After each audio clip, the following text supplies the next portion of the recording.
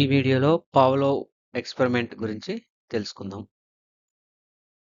Pavlov అభ్యసన సిద్ధాంతంకే మరొక పేరు క్లాసికల్ కండిషనింగ్ సిద్ధాంతము లేదా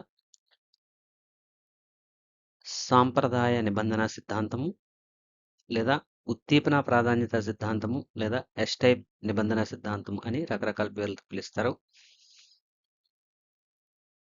పావ్లోవ్ అనే శరీర ధర్మశాస్త్రవేత్త, ఫిజియాలజిస్ట్, రష్యాకు చెందిన ఈయన 1904లో ఆయన చేసినటువంటి నిబంధన సహిత ప్రతిచర్యలు కండిషన్ రిఫ్లెక్సెస్ కోసం నోబెల్ బహుమతి అనేది పొందడం జరిగింది. ఈయన మొట్టమొదట జీర్ణక్రియపై పరిశోధనలు గావించారు. అనంతరం కుక్కల మీద చేసిన ప్రయోగాల వలన అభ్యాసనం అనేది 2 ఉద్దీపనల మధ్య ఏర్పడి సంధానం వల్ల జరుగుతుంది అని పేర్కొనడం జరిగింది. అంటే అభ్యాసనం నిబంధన ద్వారా జరుగుతుందని కనుగొన్నారు. ఈయన రాసినటువంటి 2 ప్రముఖ గ్రంథాలు, ఒకటి the work of digestive glands, రెండోది కండిషనడ్ రిఫ్లెక్సెస్.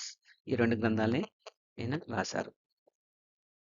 పావ్లోవ్ నిబంధన అభ్యసన సిద్ధాంతానికి సంబంధించిన నిర్వచనం: ఒక సహజ ఉద్దీపనతో అంటే న్యాచురల్ స్టిమ్యులస్ లేదా అన్కండిషన్డ్ స్టిమ్యులస్తో ఒక అసహజ ఉద్దీపనను న్యూట్రల్ స్టిమ్యులస్ లేదా కండిషన్డ్ స్టిమ్యులస్తో పదే పదే కలపడం వలన, అసోసియేట్ చేయడం వల్ల ఆ అసహజ ఉద్దీపనకు అంటే ఆ గంట అనే అసహజ ఉద్దీపనకు అదే ప్రతిస్పందన కలిగించేలా మారడమే పావ్లోవ్ నిబంధన అభ్యసన సిద్ధాంతం అని పేర్కొన్నారు.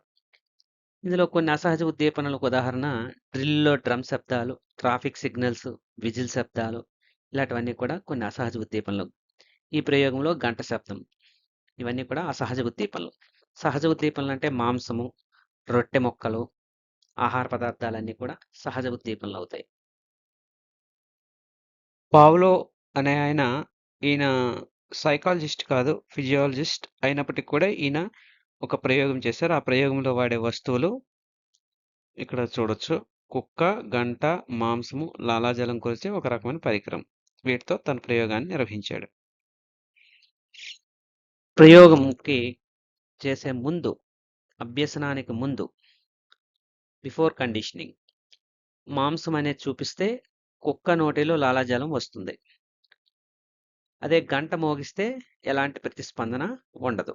ఇది ప్రయోగానికి ముందు జరిగేటటువంటి ప్రక్రియ. ఇక్కడ ప్రయోగానికి ముందు మాంసం అనేది అన్కండిషన్డ్ స్టిమ్యులస్, కుక్క నోటిలో లాలాజలం రావడం అనేది అన్కండిషన్డ్ రెస్పాన్స్, గంట అనేది కండిషన్డ్ స్టిమ్యులస్. ఇక్కడ ఎలాంటి ప్రతిస్పందనలు ఉండవు, నో రెస్పాన్సెస్. సో ఇది ప్రయోగ దశకి ముందు, దశ 1 అంటాం దీన్ని, ప్రయోగానికి ముందు జరిగేటటువంటిది. ఇప్పుడు ప్రయోగం చేస్తున్నప్పుడు దశ 2. ఈ దశలో ప్రయోగం అభ్యాసం జరుగుతున్నప్పుడు ఇక్కడ గంట అంటే కండిషన్డ్ స్టిమ్యులస్, మాంసం అంటే అన్కండిషన్డ్ స్టిమ్యులస్, లాలాజలం అంటే అన్కండిషన్డ్ రెస్పాన్స్.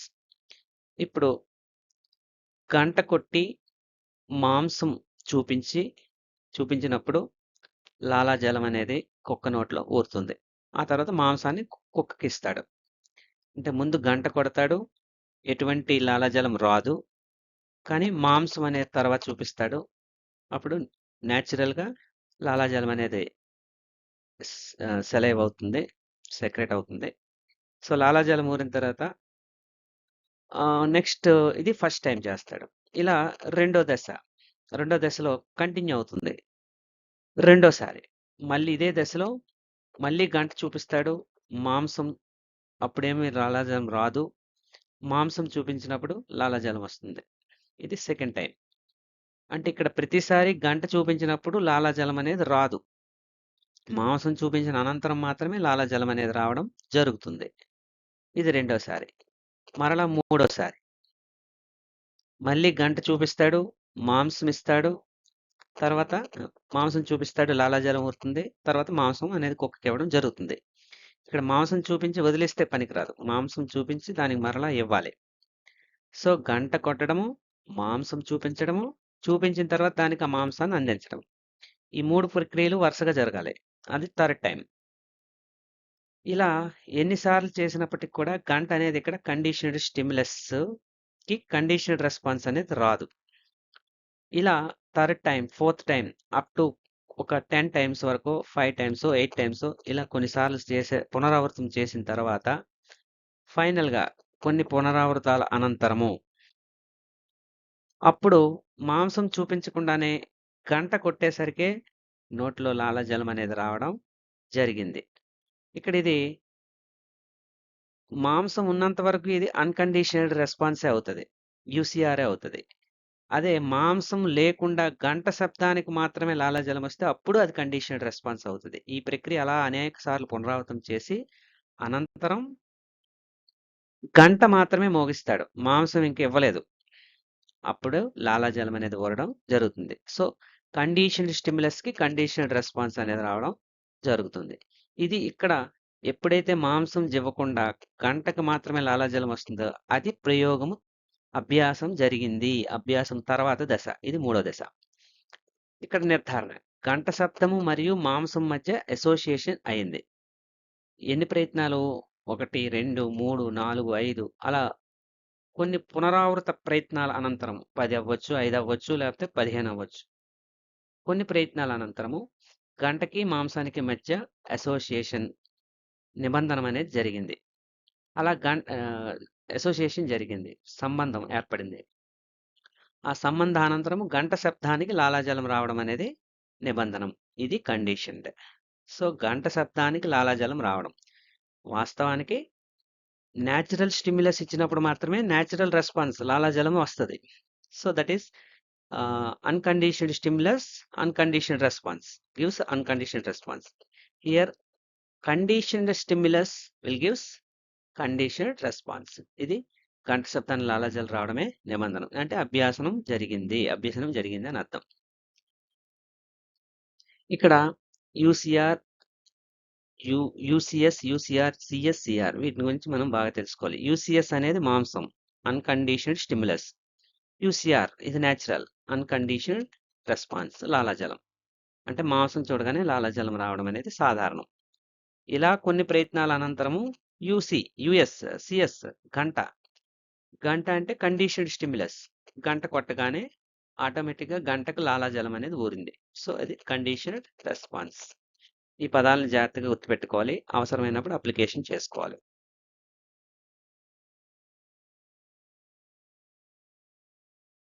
ఇందులో వచ్చేటటువంటి కొన్ని ముఖ్యమైన పదాలు. సహజ ఉద్దీపన అంటే అన్‌కండీషన్డ్ స్టిమ్యులస్. యూసీఎస్ అంటాం. దీన్ని యూఎస్ అని కూడా అంటారు. మాంసం ఇక్కడ. సహజ ప్రతిస్పందన అన్‌కండీషన్డ్ స్టిమ్యులస్ చూపించినప్పుడు వచ్చేది అన్‌కండీషన్డ్ రెస్పాన్స్. అంటే లాలాజలం రావడం. కండీషన్డ్ స్టిమ్యులస్ గంట. నియంత్రిత ఉద్దీపన అంటాం దీన్ని. నియంత్రిత ఉద్దీపన లేదా కండీషన్డ్ స్టిమ్యులస్ అది గంట. నియంత్రిత ప్రతిస్పందన కండీషన్డ్ రెస్పాన్స్. ఇది గంట విన్నప్పుడు లాలాజలం రావడం అనేది కండీషన్డ్ రెస్పాన్స్. ఈ పదాలు దీని అర్థాన్ని 1 బై 1 2, 3 సార్లు జాగ్రత్తగా ఆలోచించి అప్లికేషన్ చేసుకోవాల్సి ఉంటుంది. చూడడానికి ఈజీగా అనిపిస్తది. అప్లికేషన్ క్వెషన్ వచ్చేటప్పుడు తప్పు పెట్టే అవకాశం ఎక్కువగా ఉంటది. ఇప్పుడు ఇక్కడ యూఎస్ సహజ ఉద్దీపన. ఇదే అన్‌కండీషన్డ్ స్టిమ్యులస్. ఇక్కడ సి అని ఇవ్వలేదు. యూఎస్ అని కూడా కొన్నిసార్లు వస్తది. యూఎస్ అంటే సహజ ఉద్దీపన. అన్‌కండీషన్డ్ స్టిమ్యులస్ మాంసం. యూఆర్ అసహజ ప్రతిస్పందన లాలాజలం. సహజ ప్రతిస్పందన అన్‌కండీషన్డ్ స్టిమ్యులస్, అన్‌కండీషన్డ్ రెస్పాన్స్. న్యూట్రల్ స్టిమ్యులస్ అంటే గంట ఇక్కడ. అప్పటికి గంట అసహజ ఉద్దీపన గంట. కండిషన్డ్ స్టిమ్యులస్ నియంత్రిత ఉద్దీపన గంట. అంటే అసహజంగా ఉద్దీపనే తర్వాతగా నియంత్రిత ఉద్దీపనగా మారింది. ఈ ఎన్ఎస్ న్యూట్రల్ ఉద్దీపన అనేది కండిషన్డ్ స్టిమ్యులస్‌గా మారింది. కండిషన్డ్ రెస్పాన్స్ నియంత్రిత ప్రతిస్పందన. చివరగా గంటకు లాలాజలం ఊరడం. పావ్లో సిద్ధాంతంలో ముఖ్యమైన సూత్రాలు. ఫస్ట్‌ది నిబంధనం కండిషనింగ్. అభ్యాసనం ఏర్పడటం. గంటకి మాంసాన్ని పదే పదే ఇవ్వడం వల్ల అభ్యాసం జరుగుతుంది. ఆ రకంగా నిబంధన అనేది ఏర్పడుతుంది. ఇక రెండవది పునర్బలనం. అసహజ ఉద్దీపనతో పాటు సహజ ఉద్దీపనను అనేక సార్లు ఇవ్వడం వల్ల సహజ ప్రతిస్పందన అనేది అసహజ ఉద్దీపనతో సంసర్గం జరిగి ఆ అసహజ ప్రతిస్పందన రాబట్టడం జరుగుతుంది. సో, ఇక్కడ పదే పదే ఇవ్వడం అనే పునర్బలనం అంటాం. అదే ఈ పునర్బలనాన్ని మనం ఆపేస్తున్నట్లయితే మళ్ళీ బంధం అనేది గ్రాడ్యువల్‌గా తగ్గిపోతుంటది. సో, రీఎన్ఫోర్స్‌మెంట్ అంటే పునర్భలనాన్ని కలిగిస్తూ ఉండడం.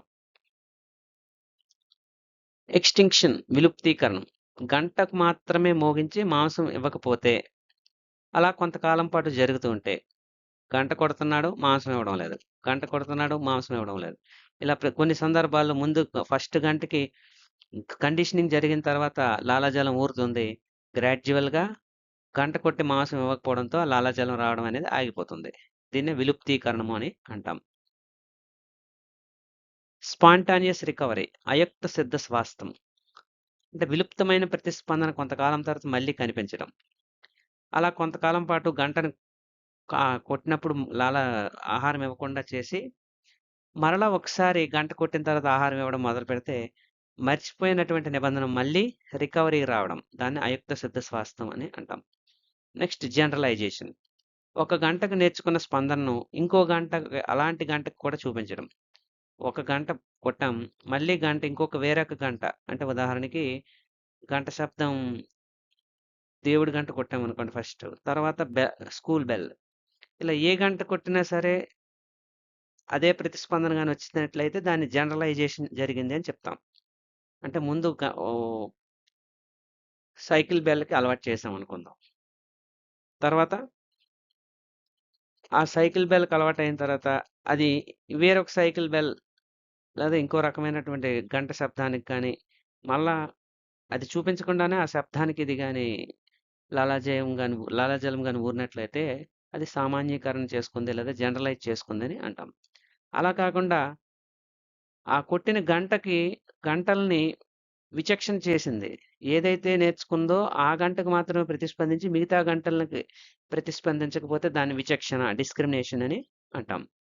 ఇవి దీనికి సంబంధించినటువంటి ముఖ్యమైనటువంటి ప్రిన్సిపల్స్. పావ్లోవ్ చెప్పినటువంటి ఈ నిబంధన అభ్యసన సిద్ధాంతాన్ని సంబంధించినటువంటి ముఖ్యమైనటువంటి కొన్ని ప్రిన్సిపల్స్ ఉన్నాయి. కండిషనింగ్ చేయడం, విచక్షణ, అలాగే పునర్బలనము, ఆయత్న సిద్ధ స్వాస్థము, సామాన్యీకరణము, విలుప్తీకరణము, విచక్షణ. వీటికి సంబంధించినటువంటి ప్రతిదానికి కొన్ని ఎగ్జాంపుల్స్‌ని చూసుకొని దీని సిద్ధాంతాన్ని పూర్తిగా అర్థం చేసుకోవడానికి ప్రయత్నం చేస్తే మనకి అప్లికేషన్ క్వెషన్స్‌లో ఈజీగా ఆన్సర్ చేయగలుగుతాం. కండిషనింగ్. ఎప్పుడెప్పుడు కండిషనింగ్ అనేది మనం అప్లికబుల్ చేస్తామంటే ఇక్కడ ఎగ్జాంపుల్‌కి స్కూల్ బెల్ శబ్దం. ఇక్కడ అన్‌కండిషన్డ్ స్టిమ్యులస్ క్లాస్ అయిపోవడం, ఇంటికి వెళ్ళే సమయం. క్లాస్ అయిపోగానే ఇంటికెళ్ళిపోవడం అనేది unconditioned stimulus. Conditioned response. Unconditioned response ఏంటంటే క్లాస్ అయిపోగానే పిల్లవాడు సంతోషంగా బ్యాగ్ సర్దుకొని బయటికి పోతాడు. ఇప్పుడు కండిషన్డ్ స్టిమ్యులస్ స్కూల్ బెల్ శబ్దం. ఇప్పుడు మనం కండిషన్డ్ రెస్పాన్స్ ఏంటి?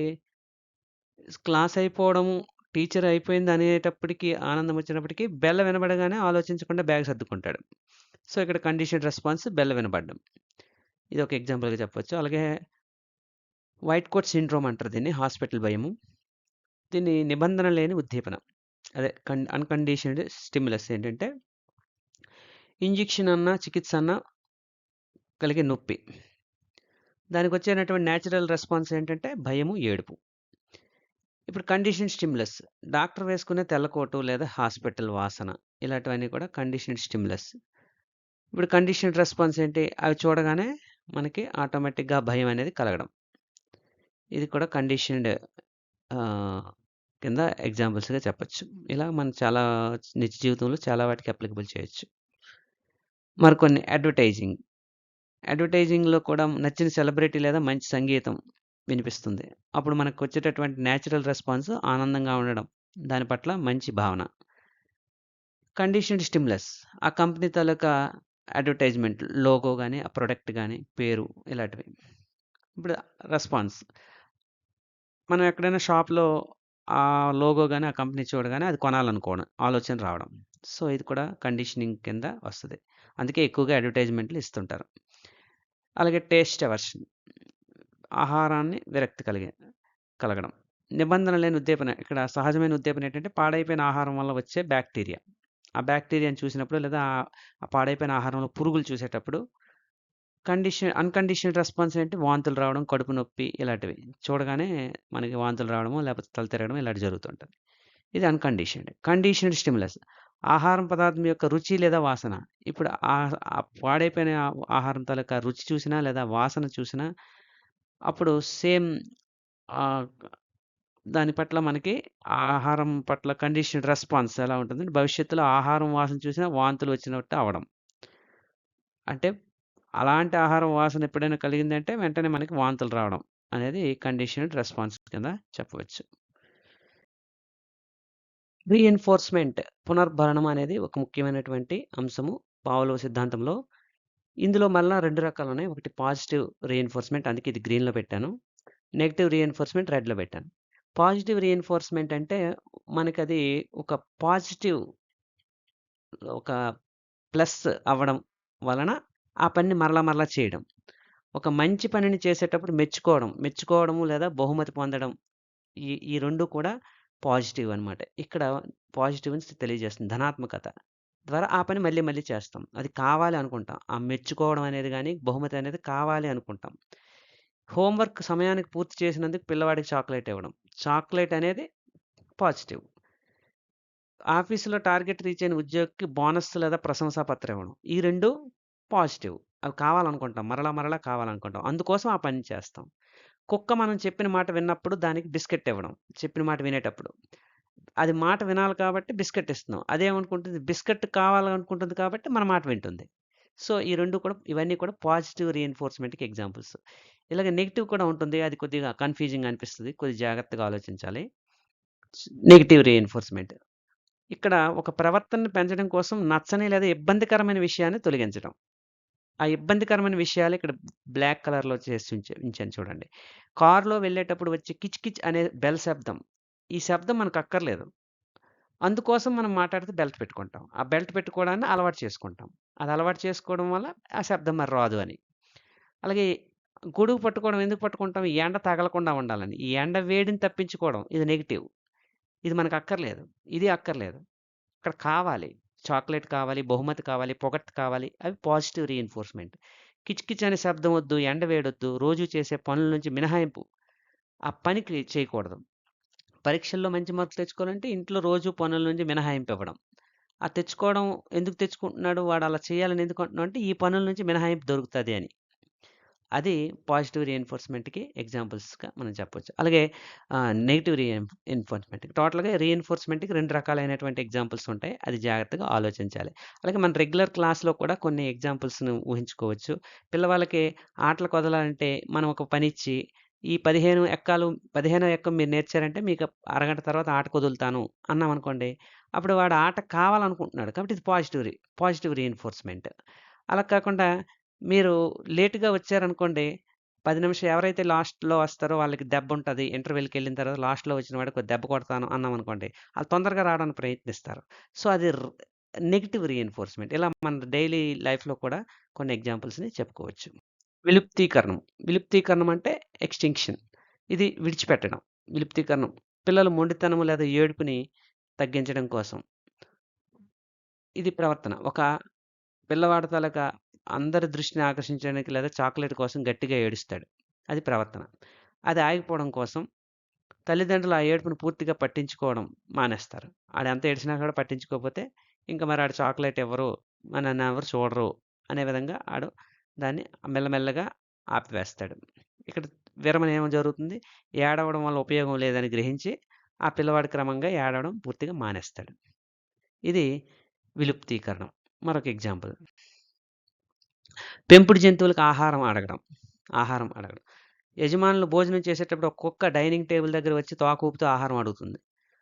అది ఇంట్లో వాళ్ళు దాన్ని టేబుల్ దగ్గర ఆహారం పెట్టడం పూర్తిగా మానేస్తే, అది మెల్లమెల్లగా కొద్ది రోజులకి ఆ కుక్క టేబుల్ దగ్గర వచ్చి నిలబడడం మానేస్తుంది. ఇది విలుప్తీకరణం. Next generalisation సామాన్యీకరణ. జనరలైజేషన్‌లో ఇక్కడ పావలోవ్ కుక్క కాలిపై ఒక నిర్దిష్ట భాగంలో టచ్ చేసి ఆహారం ఇస్తూ ఉంటాడు. దీనివల్ల స్పర్శకు లాలాజలం రావడం అలవాటవుతుంది.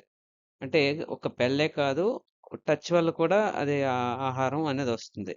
ఆ తర్వాత ఏం చేసింది సామాన్యీకరణం ఇక్కడేంటంటే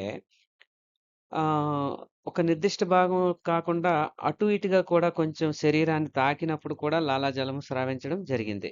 అంటే తాకడం అనేది సామాన్యీకరణం చేసుకుంది. అది ఎక్కడ తాకినా లాలాజలం అంటే ఆహారం ఇస్తాడు అనే భావనలోకి కుక్క రావడం జరిగింది. దీన్నే సామాన్యీకరణం అంటారు. అలాగే మామూలుగా మనం ఎగ్జాంపుల్ చెప్పుకోవాలంటే ఒక మామూలు బెల్లే కాకుండా రకరకాల బెల్ ఏ బెల్ కొట్టినా ఇంచుమించు దానికి దగ్గరగా ఉండే ఏ రకమైన బెల్ కొట్టినా అది లాలాజలం స్రవించడం అనేది సామాన్యీకరణం అని చెప్పవచ్చు. ఉదాహరణకి ఇక్కడ బజిల్ మరియు విజిల్ శబ్దాలు. ఆహారం ఇచ్చే ముందు ఒక ప్రత్యేకమైన ఎలక్ట్రానిక్ బజిల్ శబ్దాన్ని కుక్కకు వినిపించేవారు. సామాన్యీకరణం ఏంటంటే కండిషనింగ్ పూర్తయిన తర్వాత అంటే అభ్యసనం జరిగిన తర్వాత ఆ బజర్ శబ్దానికి బదులుగా దానికి సమానమైన తీవ్రత కలిగిన మరేదైనా హార్న్ శబ్దం లేదా విజిల్ శబ్దం చేసినా కుక్క ఆహారం వస్తుందనే భ్రమతో నోరూరిస్తుంది. సో ఇక్కడ సామాన్యీకరణం జరిగిన తర్వాత బజర్ శబ్దం అనేది ఇంచుమించు దగ్గరలో ఉండే వేరే ఒక శబ్దం అయినప్పటికీ కూడా స్పందించగలగడం. దీన్నే జనరలైజేషన్ అని అంటాం. ఇక్కడ విరమణ ఎక్స్‌టింక్షన్ లేదా విలుప్తీకరణము లేదా విరమణ లేదా ఎక్స్‌టింక్షన్ అంటే చిన్నప్పుడు కుక్క కరవడం వల్ల కలిగేటటువంటి భయాన్ని ఆ ప్రవర్తనను పోగొట్టడం కోసం పెద్దయ్యాక మామూలు మంచి కుక్కలు, పెంపుడు కుక్కలను చూసినప్పుడు వాటిని ఏవి హాని చేయవని, ఆ కుక్కలతో ఆడుకోవడం, వాటితో వచ్చేటటువంటి ఆనందాన్ని పంచుకోగలిగితే అప్పుడు ఆ ప్రవర్తనను మెల్లమెల్లగా పోయి కుక్కలంటే భయం పోయి కుక్కల పట్ల ప్రేమ పెరుగుతుంది. ఆ రకంగా పదే పదే కుక్కలను చూసినా ఏ ప్రమాదం జరగకపోవడంతో మనసులో ఉన్న కుక్కల పట్ల భయాన్ని పూర్తిగా విరమణ జరుగుతుంది. విలుప్తీకరణ జరుగుతుంది. ఎక్స్‌టింక్షన్ అవుతుంది. సో, ఇది ఎగ్జాంపుల్‌గా దీనికి చెప్పవచ్చు.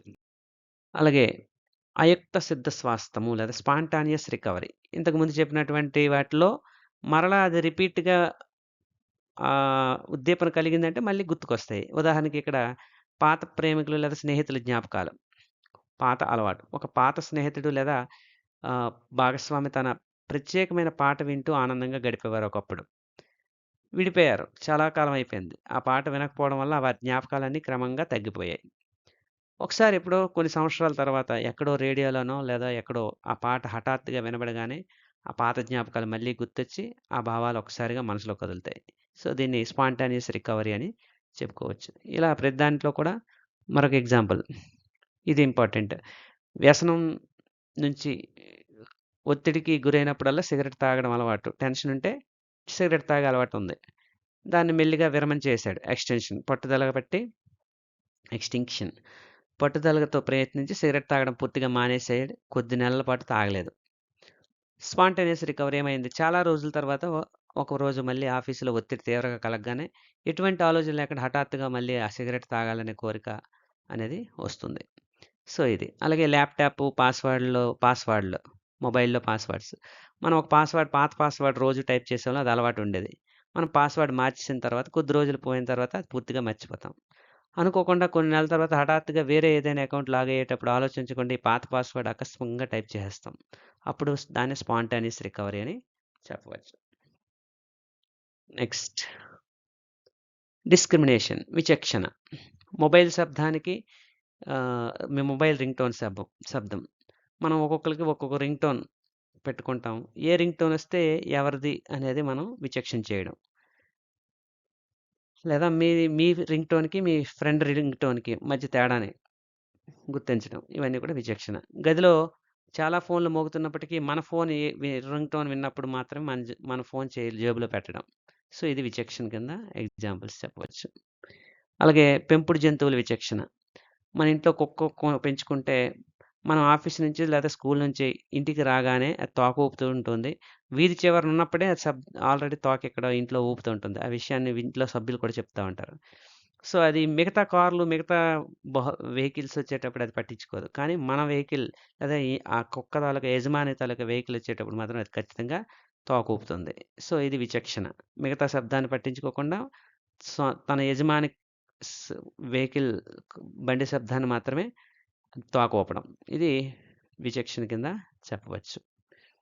ఇక విద్యా రంగంలో దీని యొక్క ఉపయోగాలు. ప్రశంసించడం ద్వారా విద్యార్థుల అభ్యసన ఆసక్తిగా పెరుగుతుంది. మంచి తరగతి గది వాతావరణాన్ని దీని అభ్యాసానికి ఇది మెరుగుపరుస్తుంది. పాఠశాలలో గంట విన్న వెంటనే విద్యార్థులు తరగతి గదికి సిద్ధమవ్వడము, ఉపాధ్యాయుడు చిరునవ్వు విద్యార్థుల సానుకూల భావన కలిగిస్తుంది. రోజు నవ్వుతూ సాదరంగా పిలవడం అనేది మంచి పాజిటివ్ వేవ్స్ ఇస్తుంది. బహుమతులు మంచి అభ్యసనాన్ని ప్రోత్సహిస్తాయి. ఇది విద్యారంగంలో మనం క్లాస్ రూమ్‌లో వీటిని కండిషనింగ్ ద్వారా ఉపయోగించుకోవచ్చు. Classical conditioning. దైనందిన జీవితంలో ఉదాహరణలు. ఇష్టమైన ఆహారం వాసన వస్తే ఆకలి వేయడము, మొబైల్ అప్లికేషన్ శబ్దం వినగానే ఫోన్ చూడడము, స్కూల్ బెల్ మోగగానే తరగతిలోకి వెళ్ళడము, ప్రకటన ప్రకటనలు వినగానే ఆ బ్రాండ్ గుర్తుకు రావడము. ఇట్లాగా మనం దైనందిన జీవితంలో ఎన్నో ఎగ్జాంపుల్స్‌తో మన ఈ సిద్ధాంతాన్ని అనుసంధానం చేసుకోవచ్చు. ఇంకా దీనివల్ల ఉపయోగాలు అలవాట్ల ఏర్పాటును వివరిస్తుంది. విద్యారంగంలో ఉపయోగపడుతుంది. ప్రవర్తన మార్పులు చేయొచ్చు. కౌన్సిలింగ్‌లో ఉపయోగించుకోవచ్చు. ప్రకటన రూపంలో వినియోగపడుతుంది. ఇలా చాలా రకాల ఎగ్జాంపుల్స్ కూడా మనం ముందు దీంట్లో చెప్పాం. ఒక్కొక్కటి ఒక్కో దానికి వర్తిస్తుంది. ఇందులో పరిమితులు. క్లిష్టమైన అభ్యాసానికాన్ని ఇది వివరించలేదు. కష్టమైన అభ్యసనాన్ని ఇది చేయలేదు. ఆలోచన శక్తి పరిగణలోకి తీసుకోదు ఇది. ఇది టెక్నికల్‌గా జరుగుతుంది కాబట్టి ఒకదానితో ఒక అసహజ ఉద్దీపన, ఒక సహజ ఉద్దీపనని జోడించడం వల్ల జరుగుతుంది కాబట్టి ఇందులో ఆలోచనకి ఎటువంటి ప్రాధాన్యత లేదు. మానవ అభ్యాసం మొత్తం స్టిమ్యులస్ రెస్పాన్స్ అనే మీద ఆధారపడదు. మొత్తం అన్ని అభ్యసనాలకి స్టిమ్యులస్ రెస్పాన్స్ వల్లే జరుగుతదనేది రాంగ్. అలాగే సృజనాత్మకత అనేది ఇందులో ఉండదు. సో, ఇది వీటికి ఉన్నటువంటి పరిమితులు. ఇక దీని మెమరీ ట్రిక్ మాంసం, లాలాజలం, బెల్ ఫుడ్, గంట, లాలాజలం. సిఎస్, సిఆర్ ఇది గుర్తుపెట్టుకోవడానికి. పావ్లోవ్ అభ్యాస సిద్ధాంతం సారాంశం ఏంటంటే సహజ ఉద్దీపనలతో అసహజ ఉద్దీపనను పదే పదే అనుసంధానం చేయడం వల్ల తటస్థ ఉద్దీపన కూడా అదే ప్రతిస్పందన కలిగించే ప్రక్రియను శాస్త్రీయ అనుబంధ అభ్యాసం అని అంటారు. ఇది క్లాసికల్ కండిషనింగ్. క్లాసికల్ కండిషనింగ్ అని ఎవరిది అంటే పావ్లోవ్‌ది అని చెప్పొచ్చు. ఇలా చాలా ఎగ్జాంపుల్స్ దీని మీద మనకొస్తాయి. మళ్ళీ వీటన్నిటికి సంబంధించి కొన్ని క్వెషన్స్ తయారు చేసి ఒక వీడియోలో పెడదాం.